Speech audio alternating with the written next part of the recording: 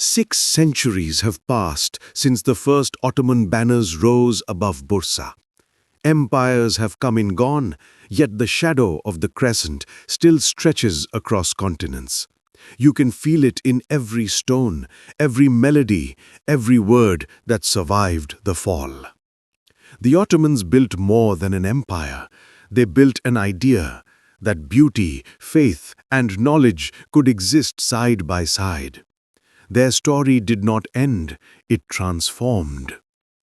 Nowhere is their legacy clearer than in architecture. Mimar Sinan, the humble stonemason who became chief architect of empires, left behind mosques that seemed to breathe. The Suleymaniye, the Selimiye, the Shehzade, each was a poem written in marble. Sinan studied Byzantine domes, Persian tiles, Arab courtyards, and from their harmony he created something new, space that felt infinite yet human. His domes were the heavens made tangible. From the Balkans to Cairo, his influence spread. Churches adopted his geometry. European architects borrowed his balance of light and gravity. Even today, when the sun sets behind those domes, the skyline tells the story of a man who built bridges between earth and eternity. In Ottoman art, the pen was mightier than the sword. Calligraphers saw writing as worship. Every curve of a letter echoed the rhythm of the universe. Sultans themselves practiced the art.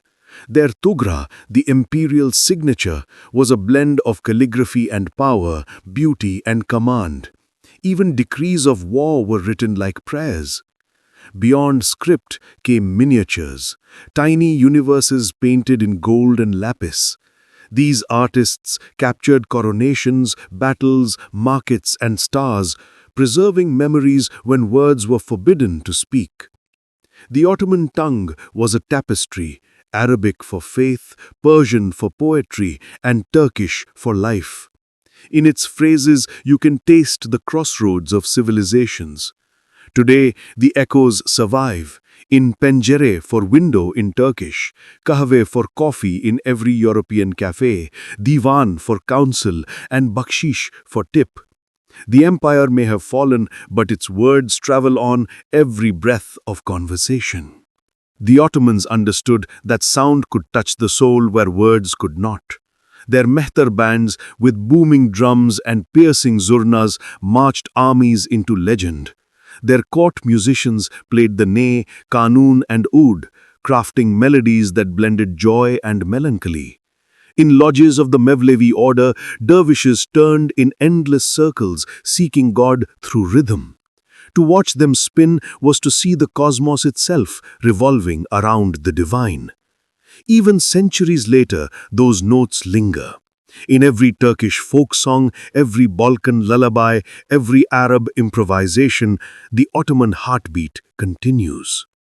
Beyond palaces and mosques, the empire lived in everyday beauty.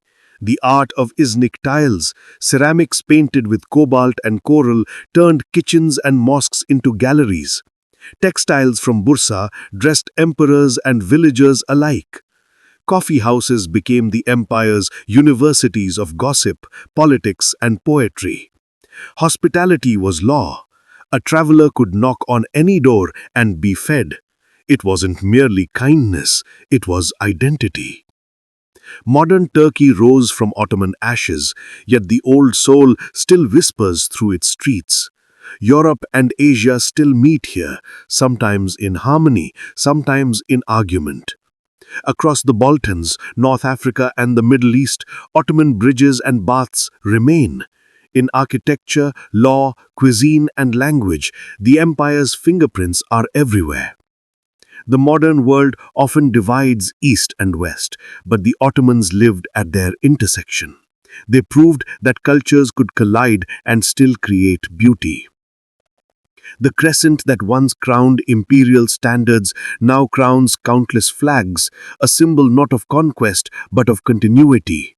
The empire's roads became nations, its cities became capitals, its legacy became heritage shared by millions.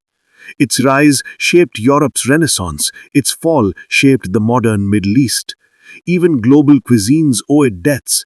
Coffee from Yemen spread through Ottoman ports to Venice, then to the world. Perhaps the true legacy of the Ottoman Empire is not in monuments or maps, but in coexistence. For centuries, Muslims, Christians, and Jews lived side by side under its rule. It wasn't perfect, but it proved possible. In today's divided world, that lesson is priceless. Strength need not destroy diversity. Faith need not silence curiosity. Empires fade, but civilizations breathe forever. The Ottomans left behind not ruins, but rhythm. A rhythm that still beats through Istanbul's heart, through the domes that kiss the sky, through the stories we tell.